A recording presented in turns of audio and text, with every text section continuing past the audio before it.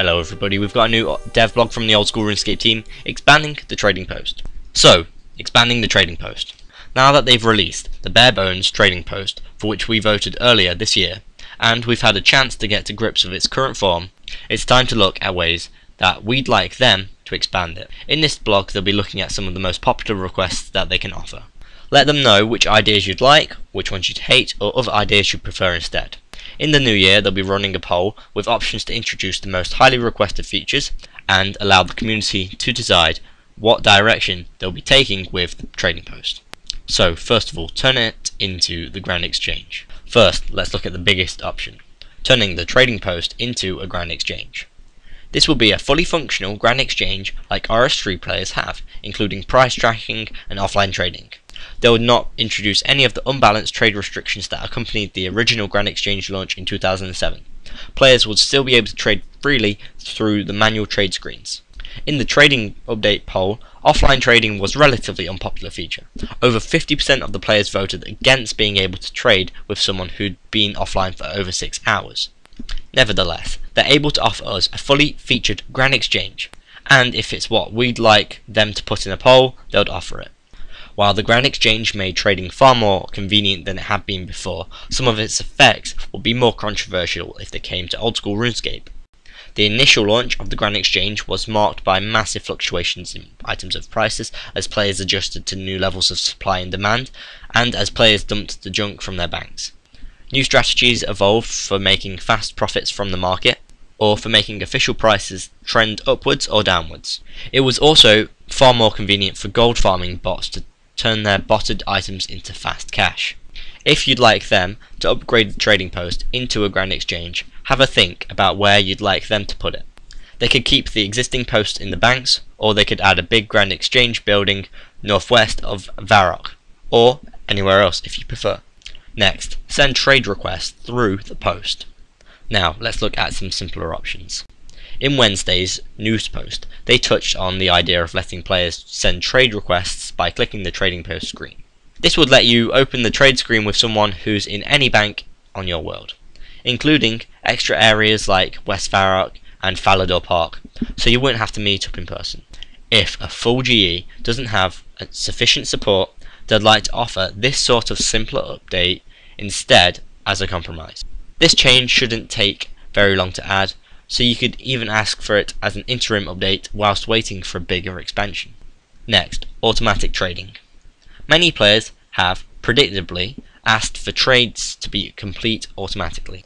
This will be pretty close to a Grand Exchange, really, with the main missing feature being the ability to keep your offers listed whilst you're offline.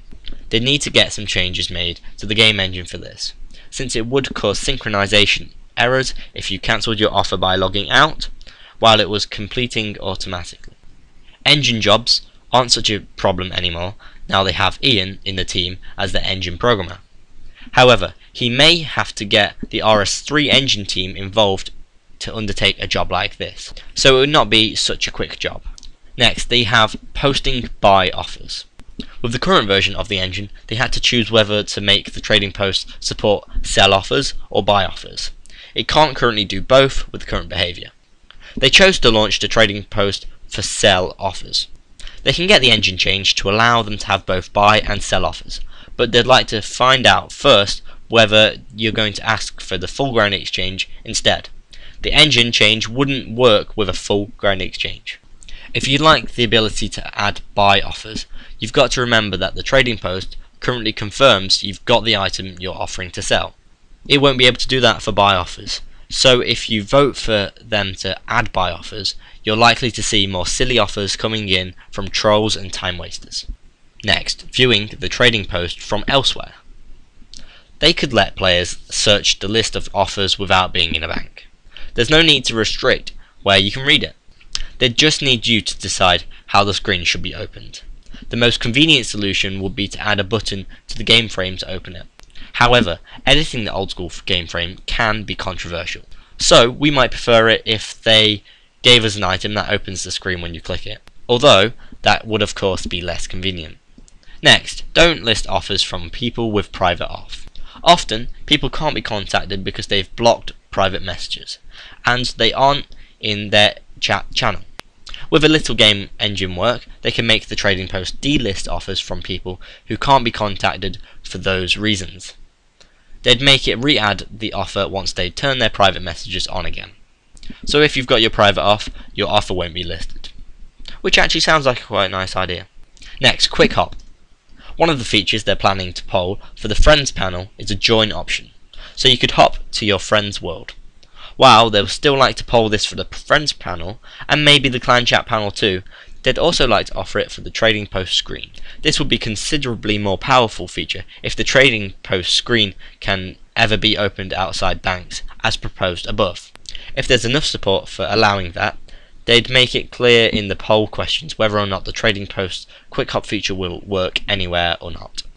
Next, info tracking. If players support the idea of expanding the Trading Post into a granny exchange, it will be able to track the prices of items people sell through it.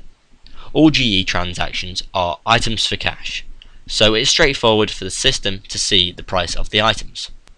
However, at the moment, the Trading Post allows you to trade for items other than cash, or to bundle multiple types of items into a trade. That means the game can't work out the price of items in a reliable way. It certainly can't base the price of the offers people post. It won't be able to track whether the seller got the desired price if they sold the item.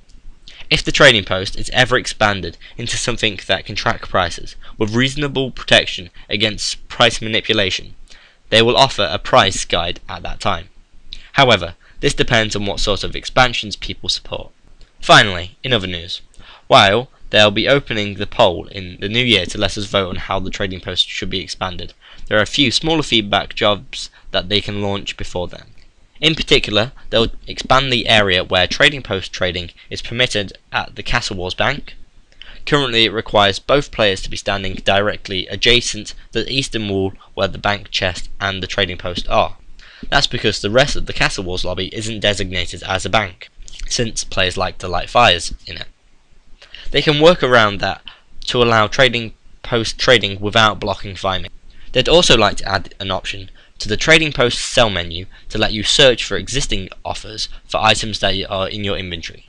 Meanwhile, thanks to our feedback, hopefully it can guide them towards expanding the Trading Post into what you'd like it to be. Though it'd be easier if we all agreed among ourselves before they had to do lots of polling. So interesting DevBlog there. Obviously they're thinking about expanding the Trading Post. I guess the main reason is because many people are unsure what it's going to be like, how it's acting at the moment. Many players obviously support the GE from RS3 or some kind of more automatic trading, and the polls were very close. But at the moment we've got what we're voting for. We're going to see how it's going, and then they're going to poll it in the new year. If you've got any ideas, suggestions, or feedback, go on the RuneScape forums and give them your feedback. If you've enjoyed this video, please like and share, and if you want to keep up to date with the old school RuneScape updates, devlogs and polls, please subscribe. I've been Lewis, thanks for watching, goodbye.